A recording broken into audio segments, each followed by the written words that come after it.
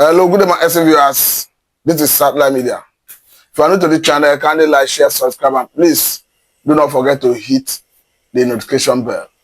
Come with me and I will show you how P2B and Atiku have endorsed Tinubu for 2027 presidential election.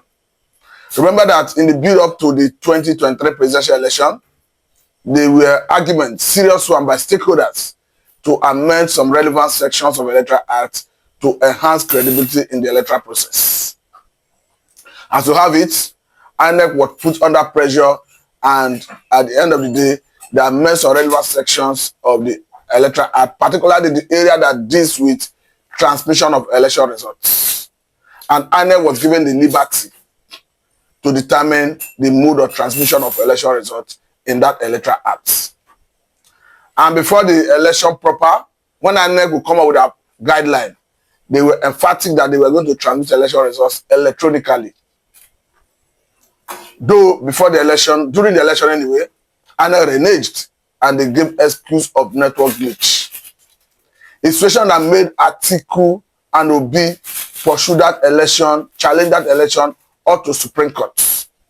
We understand that the electoral process, the Nigerian electoral process, is susceptible to manipulation, and as it stands, until you amend that relevant section of Electoral Act, you are giving the ruling party the leverage, the opportunity to manipulate the system. How P2B and Atiku have endorsed a Tinubu is this. Because by now, I was thinking that somebody like Atiku and P2B will be in the forefront, leading the campaign, leading the agitation to have that Electoral Act amended further, particularly that section 82 of the Electoral Act that talks about transmission of election results, in such a way that they would have removed the discretionary power from INEC. And we have some specifics that compels INEC to transmit the election results electronically, contrary to what we had in 2023. And the status quo still remains that INEC have the discretion to determine the mode of transmission of election results. And as we speak, the Nigerian electoral system is susceptible to manipulation. Whether we like it or not, the presidency appoints the INEC chairman, appoints the 36 resident electoral commissioners, appoints the IG of police, appoints the chief of army staff, chief of naval staff, and all that. But I'm not saying most of those things should be reviewed in terms of the constitutional provision, but the one I'm after is the Electoral Act that deals with the mode of transfer of election results. I'm of the view that the likes of Atiku, the likes of Obi, and other stakeholders anyway, should be in the forefront in agitating, in propagating the idea, pushing for the amendment of that Electoral Act, particularly that section 82 that deals with the mode of transmission of election results. Since INEC have not shown that they are responsible enough to allow to parade that level of discretion in determining the mode of transmission of election results. So in my own opinion, if that Electoral Act, particularly that section that deals with the mode of transfer of election results, is amended and INEC is compelled by the Constitution, or rather the Electoral Act, to say that you must transmit election results electronically, anything short of that will render results from anywhere it is not used as null and void. I think that will enhance credibility in the electoral process, and that will enhance the chance of opposition to measure well in that election, talking about 2027. Because if you go into the next round of election with the current status quo, I'm going to tell you that it is going to be a Herculean task for oppositions, political parties, to be able to measure well in that election, considering the nature and manner our election is being managed. And again, we need to reduce some level, or the level of human interference in our electoral process. And the only way we can do that is by equally amending some relevant sections of the Electoral Act to reduce the level of human interference to the point that by now we should be moving towards automated system, moving towards electronic voting. Who say we cannot vote in our respective homes? Of course, maybe through your device, through your phone. And when that happens, INEC will simply see the voting on their portal.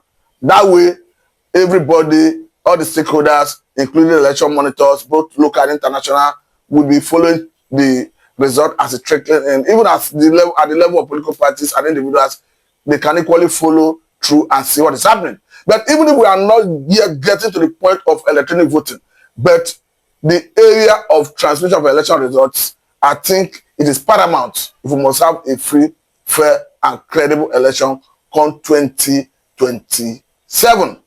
I understand that when it comes to Nigerian election, experience have shown that the area of pure manipulation has to do with through the area of coalition. Normally, politicians will allow the electors to vote. And we understand that when it comes to coalition, it starts from the unit level. From the unit level, we understand that the INEC officials, who perhaps in most cases is adult staff, and in most cases core members are used, they will be given for EC8A, where they will enter the result from the polling units. And the intention of INEC, or rather what INEC told Nigerians, was that in that 2023 election, from that polling unit, that from EC8A is what they will snap with their respective devices and send to the portal, INEC portal, IRF, where Nigerians, stakeholders can see result as a coming in. That would have, by all standard, enhanced transparency and bring in credible election in Nigeria. Though INEC reneged, so that is why I'm advocating that need to be reviewed.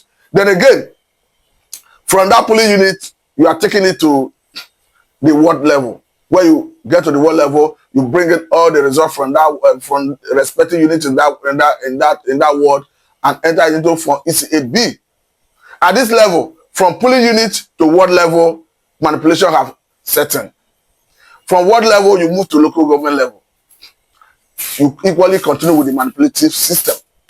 From the ward level, from the local government level, it moves to the state level. For the state level, it moves to the national level.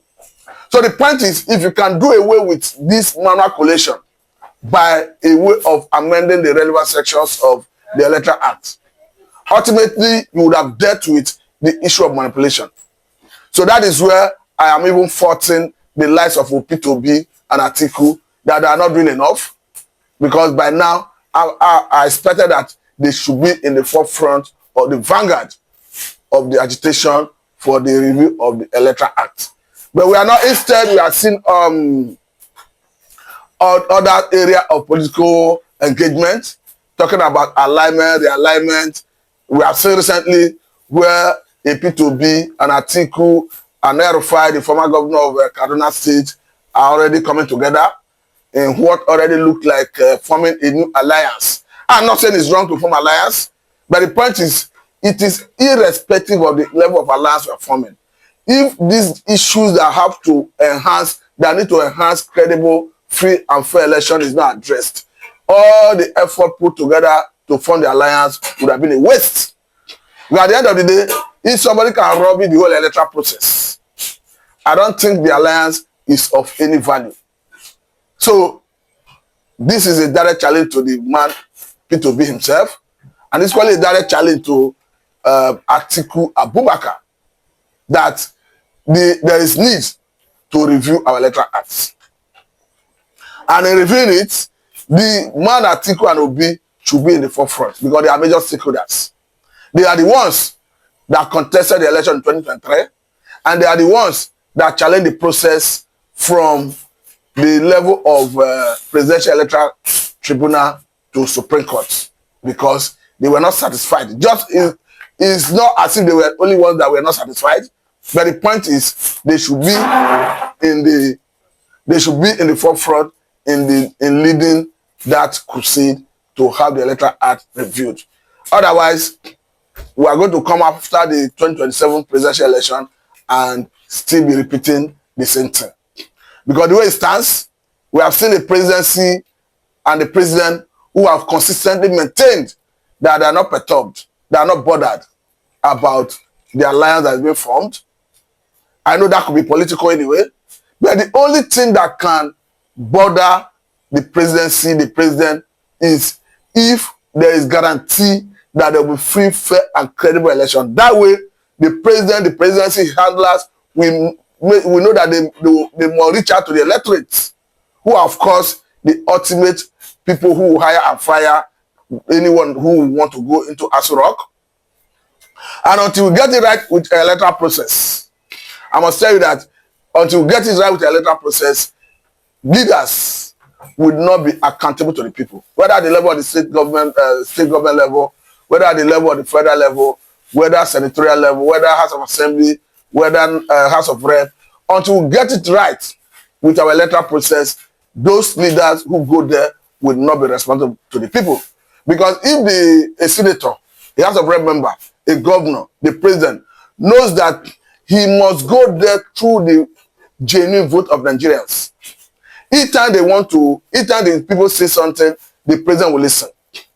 For instance, we saw the brute force with which the police always quell peaceful protests in Nigeria recently. And these are Nigerians who reserve right to vote or who may have voted in the 2020 presidential election. So the president knows that he is dealing with Nigerians who reserve the right to hire and fire, even himself. I don't think he will direct the police to do such. And if police do it without his consent, he would have sanctioned them to ensure that Nigerians are treated with dignity. And come to think of it, the issue of peaceful protest is enshrined in Nigerian constitution. And today, they were supposed to be having cyberbullying protests in Nigeria, I think fronted by the Take It Back movement. But police have made it very clear that this is the wrong timing and that it should be discouraged. But however you look at it, whatever is the intention of the police, whatever is the opinion of the police ought to know that this is the right of Nigerians. That the best they could do is to provide security for those who are protesting. And if Mr. President knows that he can be hired and fired by Nigerians who are ultimate people that have the right to vote, I think the president will treat Nigerians with dignity. So that I think it is very important, paramount, that we get it right with our electoral process. Until we do that, of course, leaders who emerge through the process that is fraudulent can never respect Nigerians, can never see Nigerians as having any value. And of course, just like I said, it is very clear that electorates, Nigerians, are the ones that have the power to hire and fire, whether the president, whether the governors, whether the House of Assembly members, whether the House of Representative members, whether senators, whether councillors, whether local government chairmen. They are the ones that have the ultimate power through that voting process to hire and fire. So I think this is a food for thought. Let us get it right. I must say a big thank you for your time. Please let me down on the Samatu.